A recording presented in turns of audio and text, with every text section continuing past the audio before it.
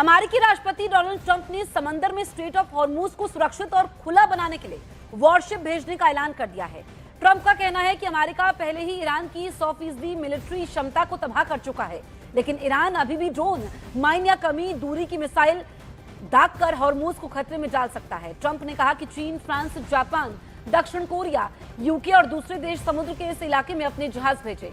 Trump ने चेतावनी देते हुए कहा कि अमेरिका ईरान की बोट्स और जहाजों को पानी में ही मार गिराएगा और तट पर लगातार बमबारी जारी रहेगी। तो ट्रंप कह रहे हैं कि ईरान की बोट समंदर में ही मार गिराएंगे।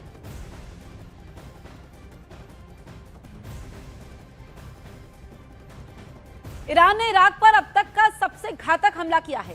ईरान ने इराक के कसर पोर्ट पर जबरदस्त हमला कर दिया है। इस हमले में अमेरिकी टैंकर में आग लग गई। तेहरान टाइम्स के ड्रोन से हिट होने के बाद अमेरिकी टैंकर सेफ सी की पोजीशन कसर के पास ट्रैक हुई है। कसर पोर्ट इराक का मेन ट्रेड रूट है। यहां से इराक दुनिया भर में जहाज भेजता है।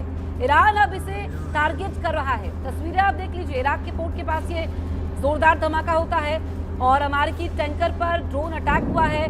तो ईरान ने इराक पर अब तक का सबसे घातक हमला किया। आपको बताएं कि इराक के कसर पोर्ट पर जबरदस्त हमला किया है और अमेरिकी टैंकर में आग लग गई। तेहरान टाइम्स के ड्रोन से हिट होने के बाद अमेरिकी टैंकर सेफ सी की पोजीशन कसर के आसपास ट्रैक हुई है।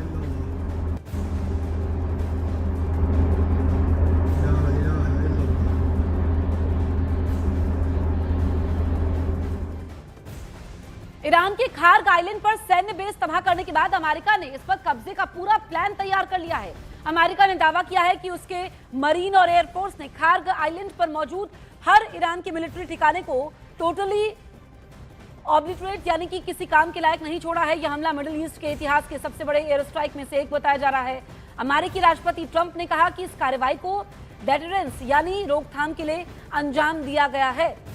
तो आप देखिए, बड़ी तस्वीर वॉर ब्रेकिंग के जरिए हम आप तक पहुंचा रहे हैं। ईरान के खार्ग आइलैंड पर सैन्य बेस तबाह करने के बाद अमेरिका ने इस पर कब्जे का पूरा प्लान तैयार कर लिया है। अमेरिका कह रहा है कि उसके मरीन और एयरफोर्स ने खार्ग आइलैंड पर मौजूद हर ईरान की मिलिट्री ठिकानों को किसी काम के लायक नहीं छोड़ा है।